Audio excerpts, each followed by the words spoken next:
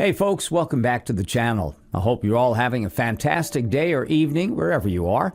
In today's story, OP found out his wife cheated on him multiple times, then took their daughter with her after she fled to another state. Thanks to OP's lawyer, he was able to get full custody of his daughter, and now his wife is homeless after she tried mooching off a house that she did not own. Now, let's get into today's story. So I've already begun divorce proceedings with my soon-to-be ex-wife. I live in Kentucky, and my soon-to-be ex-wife is currently in Florida with our 14-month-old child. This is a very long story with so much drama, and this is also a throwaway account because my soon-to-be ex-wife knows my account. I normally don't post online about myself, but I really feel so alone at this moment that I could really use some support. So a bit of backstory.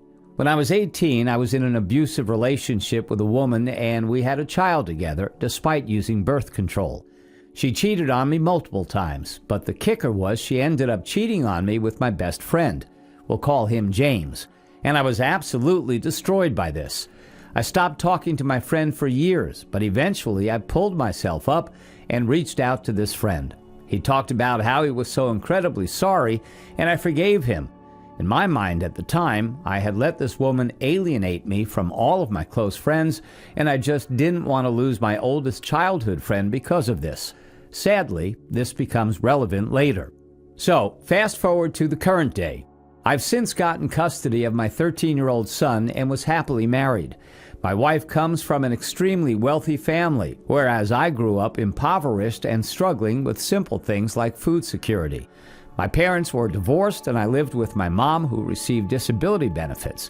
At 30, I had a good job running a land surveying operation with my dad, who was a licensed surveyor. My wife was going to school for her bachelor's, and I was working full-time while also working on getting my associate's degree. Things seemed relatively fine, but now looking back at it, I'm noticing all these red flags that I ignored because I was in love. My wife struggled in school a lot. It seemed strange to me that she was struggling so hard while I was getting good grades and working full-time. She used to get very upset with me for my good grades, so I would lie to her and tell her I got C's when I was really getting a nearly 4.0 GPA.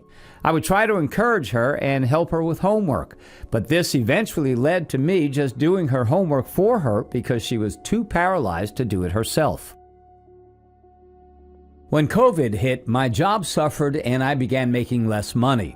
We still were doing fine financially, but it was less. Even though she was on birth control, she got pregnant and we had a child together. When she was pregnant, this was when things first began taking a turn for the worst. Her dad died of COVID about 2 months before our daughter was born, and there was a lot of grief and mourning. Our daughter was born in March of 2021, and I took time off work to be as involved as possible with my daughter. I really wanted to have a strong bond with her, so I took months off, and when I did return to work, it was only part-time.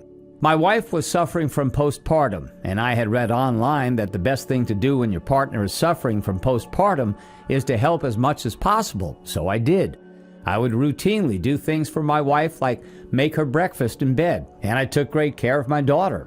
My wife has always been awful at doing chores. She never liked to clean, do dishes, or cook dinner. So we would pay people to come and clean our house, but since I was making less money now, these responsibilities fell on me. But these were all things I mostly enjoyed, so I happily did them. But after a while, things started to weigh on me. I began going to therapy. I was initially diagnosed with bipolar, but that diagnosis was changed to ADHD, and I'm now receiving proper treatment. My wife began doing very concerning things. She would accuse me of having an affair with my therapist. If I went to work, she would demand that I come home to help with our baby. She would tell me things like sometimes when she got really frustrated with our baby, and she would have to fight the urge to shake her. I couldn't believe these things, and I was scared. She was becoming much angrier than usual, which she's always been one to have anger issues, but things were getting, well, bad. There were several instances where she would do something downright horrible in front of my family and son, and I would have to apologize on her behalf and try to mend relationships, but going into detail on those would make my already very long story even longer. So problems came to the surface in July of 2021. when I woke up at 4 in the morning and she was screaming at our 4-month-old and rocking her, in my opinion, too hard, to go to sleep because she was crying. I sat straight up and told her to give me our baby and I would take care of her. My wife then got kind of sheepish, like she was just caught. I told her she was scaring our child and she needed to give her to me. She did, and then she went to sleep. I took care of the baby and laid her back down, but I couldn't go back to sleep.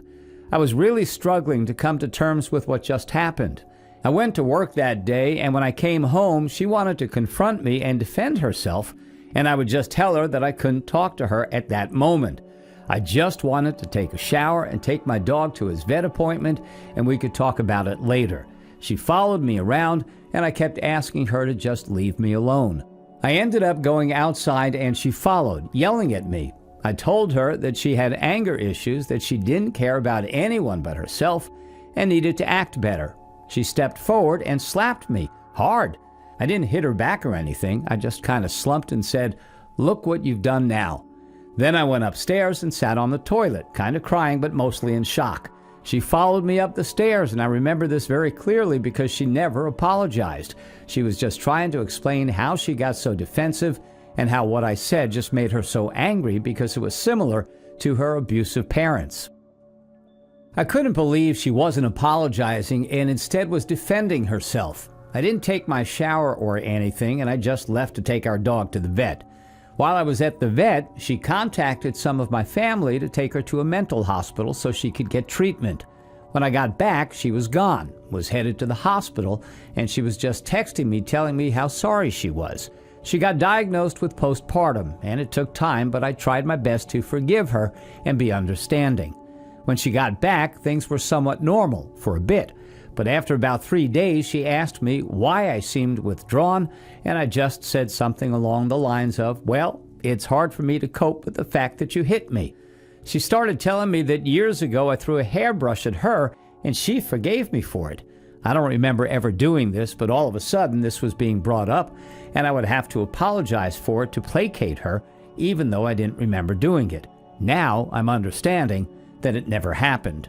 Well, a few months later, her stepmother in Florida was diagnosed with lung cancer and offered to buy us a $400,000 house in Florida. Now, I live in Kentucky, so we would have to move down. It was exciting because my old friend James lived in Florida now as well, and I would be able to see him again. We bought the house, but things became troublesome with negotiating the move with my 13-year-old son's mother, and I completely understood her point of view. I began reconsidering the move, not wanting to give up my son. My wife began telling me that it's up to my son who he wants to live with, and if he wanted to live with his mom instead of us, that's his choice, and I needed to give him that option. I was resistant to this at first, but she told me her mom and then her therapist agreed with her, and so eventually I conceded and gave him the option of coming with us to Florida or staying with his mom. He said he didn't want us to move, but if we did, he would want to stay with his mother up here. Things got weird after he told me that. My wife got extremely upset and began yelling at him through the bathroom door while he was using the bathroom. He went upstairs and secluded himself to his bedroom. I felt terrible. And then my wife begins blaming it on me, saying she never told me to give him that option. She insisted that she never said anything like that, and I eventually just gave up. So, things kind of settled down for a bit, and my wife barely managed to get her bachelor's degree. She got in trouble for plagiarism, so afterward I was writing papers for her more and taking her tests. She graduated with around a 2.4 GPA. She also began taking Prozac, and she said it would help with her anger issues. And to be honest, I thought that she was improving. We began making a lot of plans since the business was slowing down here, and my father began working on getting his land surveying license in Florida. He ended up landing a pretty decent job, with his first day being May 16th. We all went down to Florida at the end of March, and my father, son, and I came back up to let my son finish out the school year, while my wife stayed in Florida with our 1-year-old daughter, so she could visit her elderly stepmother with cancer because she probably doesn't have too much time left. Again, things seemed relatively fine. I thought my wife was in love with me, and I was in love with her. I was willing to give up my son to let her be closer to her family. My dad and I quit our jobs up here at the beginning of May, and he began prepping himself to go down there. He was going to stay with us for a little bit until he sold his houses up here so he could buy the empty lot next to our Florida home and build himself a house. My dad got down to Florida on Friday, May 6th, and on Saturday, May 7th, my wife calls to tell me that she doesn't love me anymore and that she hasn't loved me for a long time. I'm devastated at this point. I cry a good bit, but I got the impression that my wife was enjoying it, and it was slightly off-putting. She and I had been together about 6 years, married for 3 of those years, and it seemed hard to swallow. That evening, I asked her if she still wanted me to come down, and she said sure. I asked her what we were going to do about our daughter together if things didn't work out. She said she wouldn't keep her from me, but she was going to stay in Florida with her. I was completely devastated. I reached out to friends and family, and they were pretty supportive. Turns out, my wife had been having an affair and had texted a friend about it, which she screenshotted and sent to me.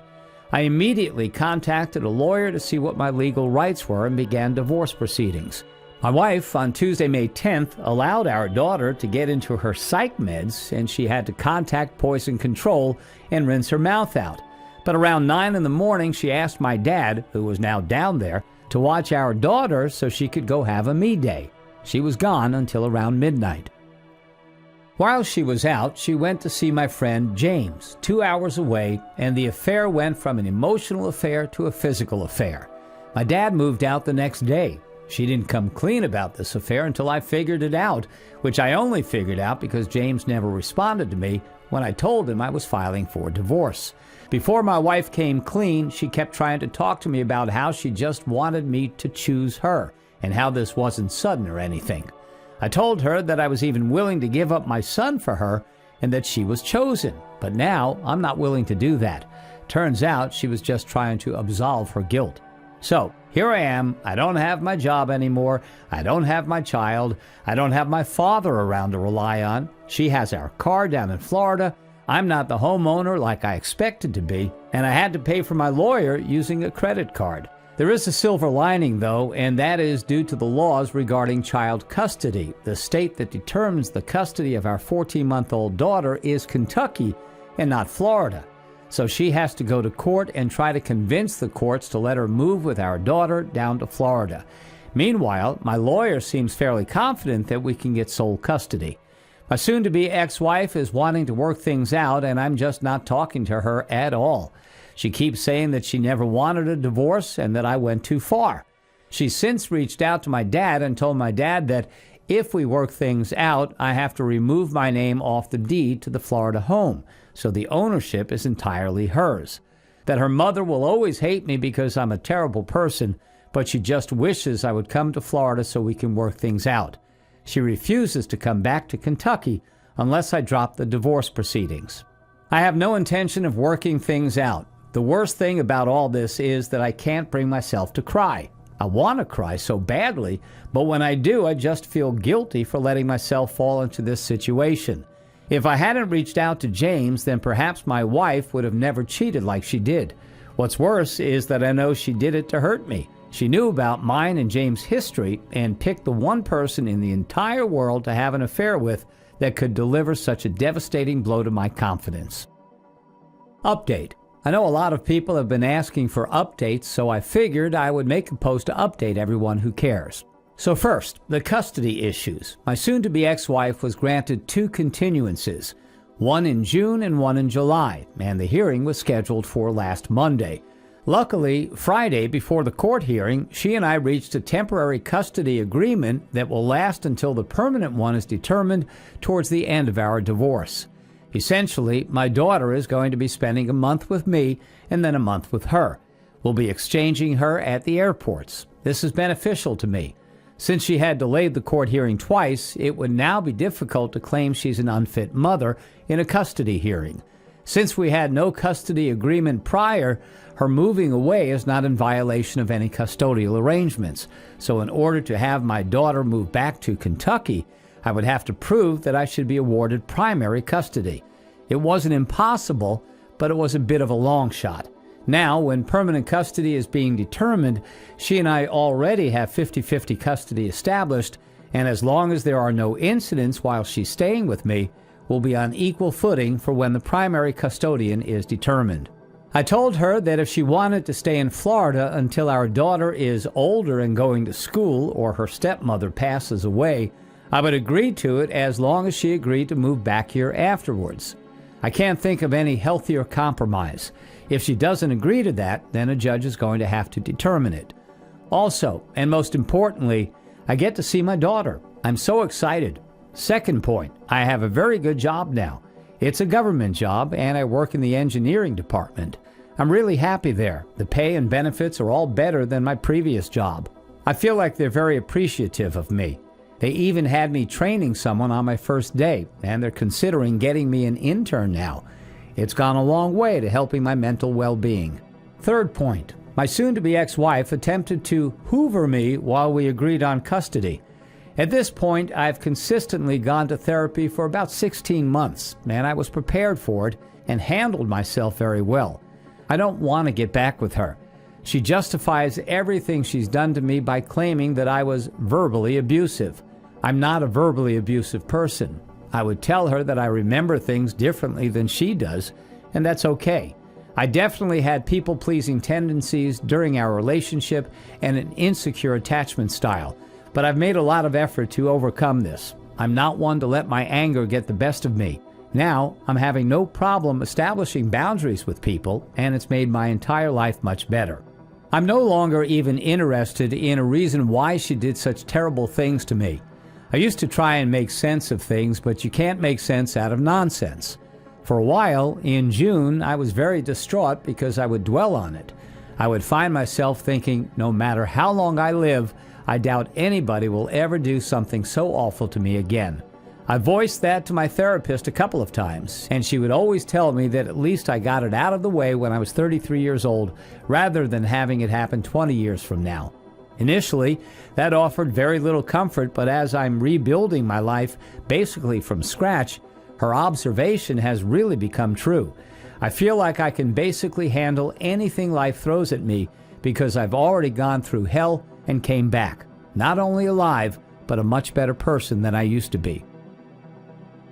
While my soon-to-be ex-wife was talking to me over the phone that day we reached an agreement, she asked me why I didn't try to reconcile. I told her reconciliation is a privilege given by the betrayed spouse, and that to me, I would have considered reconciliation if I had seen her make efforts to reconcile. The first one being that she either had to come back up here or cut off ties with her affair partner. She did neither. She told me her and James were no longer seeing each other. I asked her when she stopped seeing him. She asked, "Does it matter?" I said it didn't matter. I don't want to reconcile, so I actually don't care. I'm not here to give her instructions on how to reconcile. At the same time, I also told her that if she had an affair with anybody else in the world, I may have been more willing to settle on reconciliation. I told her, what you did to me, you either did it in a way to make this as painful as you possibly could for me, or you did it with complete disregard for how much it would hurt me. I actually can't decide which is more evil. I never used the term evil in any regular context, but I struggled coming up with any other word to describe it. Fourth point I want to touch on. My son is extremely happy that we're getting divorced. He and I have become even closer in the past few months. He asked me if I knew my soon-to-be ex-wife was crazy before I filed for divorce, and I didn't really know what to say. LOL. I'm so happy to be a positive influence in his life. Fifth point. My lawyer is awesome but expensive. He's been doing this for about 30 years, and he told me that my case is the most bizarre one he's ever seen. I don't know if that's a compliment or not, but he cares and is straight with me. I couldn't ask for more. Aside from all that, I reached out to an old crush of mine that I hadn't talked to for about 15 years. She and I had feelings for each other back then, but I was with my son's mother at the time, and as horrible as she was to me, I could never bring myself to cheat on my son's mom and disrupt his life. I told her that then, and she was very respectful of that boundary, and it's something I always appreciated about her. Truth be told, she helped me feel a bit better when I was really going through some awful shit. So I reached out to her with no expectations of anything, just to kind of dip my toes, get ready to talk to people more, and eventually start trying to date again. Funny enough, she's going through a divorce too. Her ex was a narcissist as well. I asked her about her divorce and she told me, but she also never asked me about mine. She told me it was because she didn't want to pry, and if I wanted to talk about it, I was welcome to. I was extremely grateful for that because it's not something I wanted to talk about. I was dreading dating again in general because I have so much baggage, and I really would rather focus on what's important in my life. I literally had written down a checklist of the things I would look for in a partner going forward back in June, and she has been nothing but green flags. As a side note, her story has a shocking amount of similarities to mine. I've noticed I have a very hard time allowing myself to be vulnerable after all the pain I've been through. I'm working on that. This woman is extremely nice and understanding with me, and it's made me want to be vulnerable. I've talked to her a bit about stuff, but I also told her I want to take things slow, and since she's got so much on her plate as well, if either of us ever thinks things are getting too serious, we should let each other know. I told her I would be fine with it. She agreed. It made me happy. We don't even talk every day. I'm content. No matter how that relationship unfolds, I can say that she's fostered a positive impact on my life, and I've grown emotionally just from talking to her. After so much abuse and trauma, I'm slowly coming to the realization that relationships don't have to be as awful as I'm used to. You can have a strong relationship with someone for no reason other than you like the other person's company. You can build each other up and complement each other while still being your own person. Anyway, that's about all I got. If you got through all this, thanks for reading it all. OP, hearing the update you posted was music to my ears. I am so happy for how well you were able to bounce back from such a tough situation to deal with. Your ex-wife sounds like an absolute psycho. I'm really hoping you can get full custody of your daughter. A woman that crazy does not need to be supervising any child. It's also great to hear that you met another woman in your life that seems perfect for you. I think you may have found your soulmate, OP. As you mentioned, there will always be a light at the end of the tunnel, and truly, you have finally found it. Keep on striving, OP. Thanks for taking the time to listen to today's story. Don't forget to like and subscribe if you haven't already done so, and comment below on what your thoughts are on today's story. If there's a story you would like to share with me about your own situation or someone else's, then please do not hesitate to contact me. Take care, everyone.